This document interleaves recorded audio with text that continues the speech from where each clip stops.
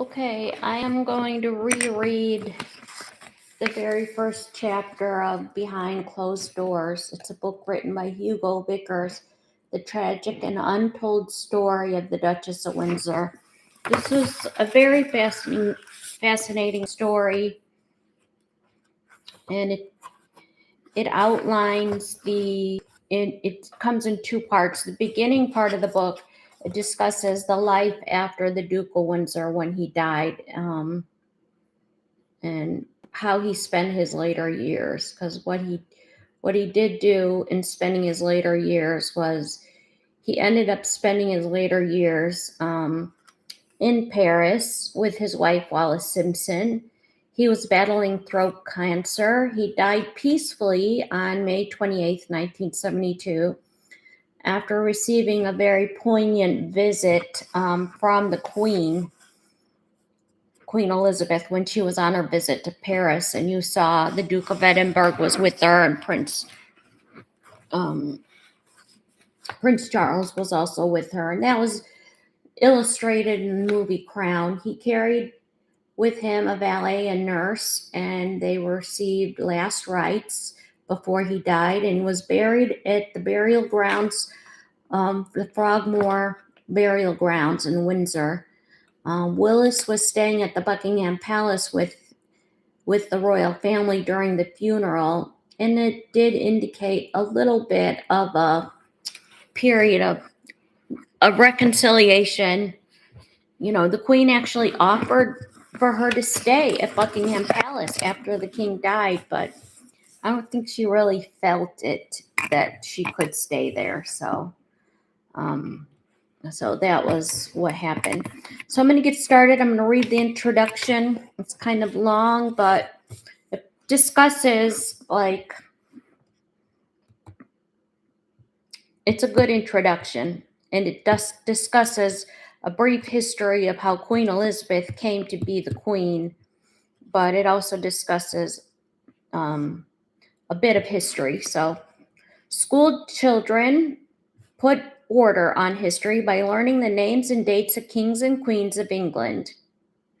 It is not a bad method, and in a monarchical country, it works well as any. Some kings and queens make a great impact on their times. William the Conqueror, Edward III, Henry VIII, Elizabeth I, and Queen Victoria. To others, it would be hard to put a face or even to highlight a relevant fact or facet. When I lecture about the monarchy, I spin through a curious succession from Charles I until present day, showing how it came about and mentioning the various ways the power and the influence of the sovereign has been curtailed and modified. Again, this is written from the point of view of Hugo Vickers, a famous author. And it is a very fascinating history, the English history. Over time, they have lost their powers. And you'll see these days, one sovereign follows another by succession. The days of the War of Roses are over. Queen Elizabeth II is a constitutional monarch. She has limited powers because the powers of the kings have gradually been taken away. It's a process that began effectively when the barons confronted King John with the Magna Carta in 1215. Charles I believed in the divine right of kings to rule. As a result, he clashed with the Parliament.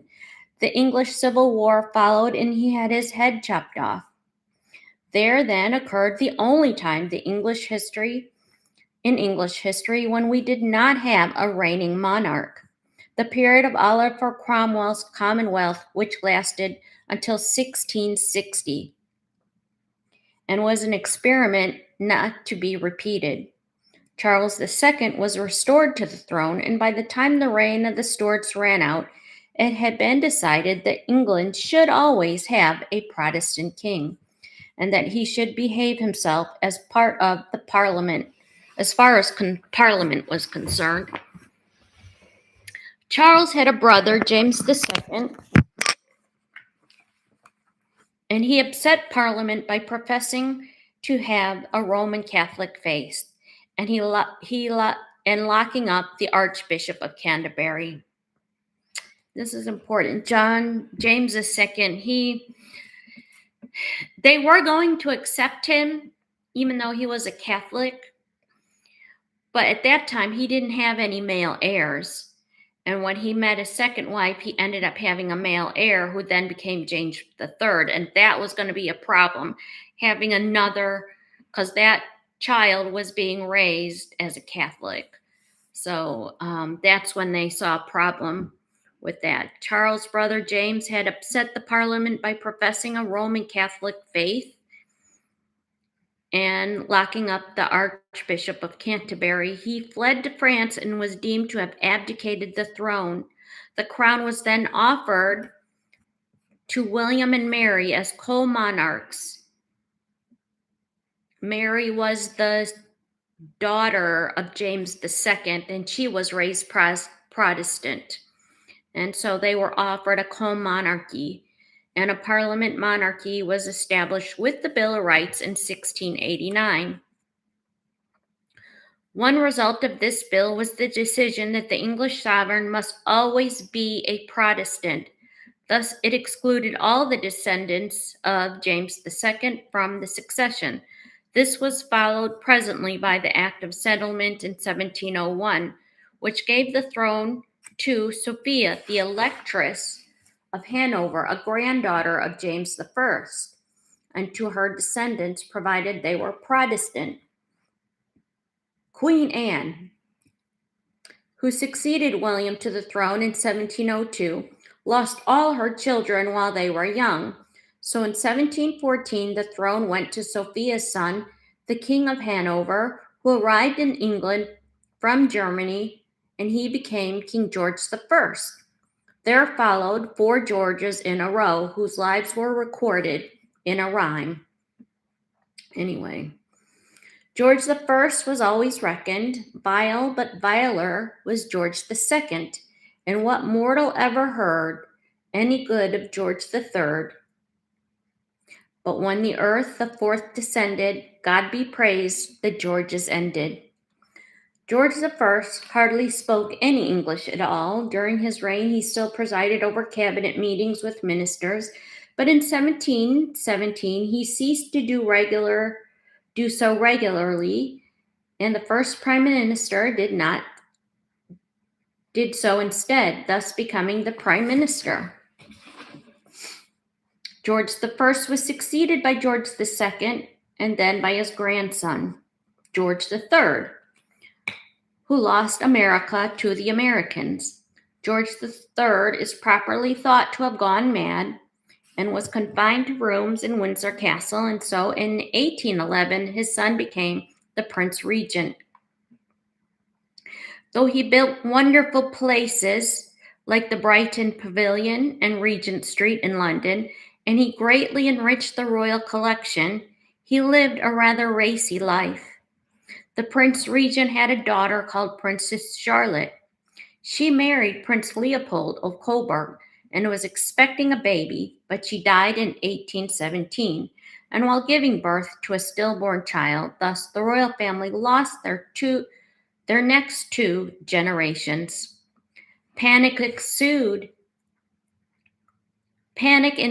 George IV, as he became in 1820, had no other children, but he had a number of fat, disreputable, syphilic brothers living ropey lives, drinking too much and spending too much time in the arms of mistresses. There was now a huge rush to find an heir to the throne. As a result, the brothers dropped their mistresses of long standing and hurried to marry German Protestant princesses, much younger than themselves. So it was the Duke of Clarence, later William IV, the Duke of Clarence, Kent, and Cambridge. Of these, the Duke of Kent married a Coburg princess in 1818 and had a daughter born in 1819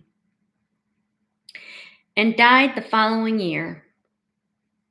George IV died in 1830 and was succeeded by his brother, the Duke of Clarence, who reigned as William IV. During his reign, the Reform Act of 1832 was passed, again reducing the powers and political influence of the monarch. When he died in 1837, the Duke of Kent's daughter, very much a designer baby, suddenly found herself queen at the age of 18.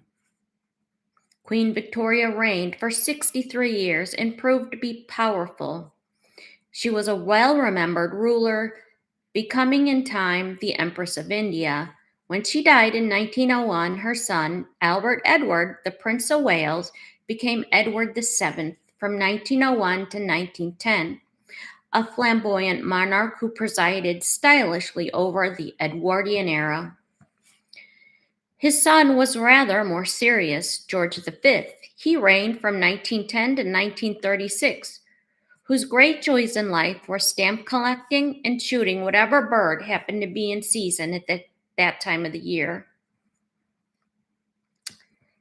He was the present queen's grandfather. This, at the time, Queen Elizabeth was the queen. So this would be Queen Elizabeth's grandfather. This leads us to Edward VIII, the king who abdicated, the dates of whose reign are simply shown as 1936, and who succeeded by his younger brother, the Duke of York. And he reigned as George VI, and he reigned from 1936 to 1952, and whose daughter, Elizabeth II, has now been queen for nearly 60 years. She descended from most, though not all, of the kings and queens of England and Scotland. As can be seen, she arrived to the throne with a rather indirect route. I had been acutely aware of Queen Elizabeth from an early age. I remember seeing her in her car driving along the Beauchamps Place in London. I saw her in a carriage with the Shah of Iran in 1959 and with General de Gaulle in 1960.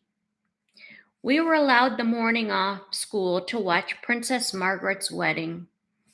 I attended the Trooping of the Color as a youngster. I remember seeing the late Princess Royal coming out of Lord Roberts' workshop in Cromwell Road. At prep school, I developed a keen interest in the royal family. I began to work out who they were, and with the help of Whitaker's Almanac and the admirable 2 large volumes of concise universal biography, and later at Eton, when I had access to St. George's Chapel, my interest became more focused. Inevitably, the mysterious figure of Edward VIII captured my imagination. He was the king who gave up his throne to marry the woman he loved. And in the 1960s, it was still traditional to take a dim view of him, not to mention the shocking twice-divorced American, Mrs. Simpson, who had lured him from his throne. I was given the distinct impression that these 2 individuals, the Duke and the Duchess of Windsor, were somehow bad people, especially the Duchess. You did not talk about them. They belonged in the past sense. As fresh in my head today as it was when it appeared 47 years ago is a photograph of the Duchess of Windsor visiting the New York World Fair in 1964. I cut out of the Sunday Express and kept it, and I still have it. It's titled, "Their Day at the Fair." It was a headline. The Duchess of Windsor leads, and the Duke follows, escorted by a man in dark glasses. A woman in a sari passes. The flags of many nations flutter. The Windsors are spending a day at the New York World's Fair, being staged by America's chiefs of industry. This evil temptress, she looked rather nice and was smartly dressed. She was in a Chanel coat. I would say in hindsight, and now I see the brooch, perhaps in the famous sale, perhaps not. I remember thinking it extraordinary that someone would have taken, let alone published, a picture of her. Could she not really be that awful?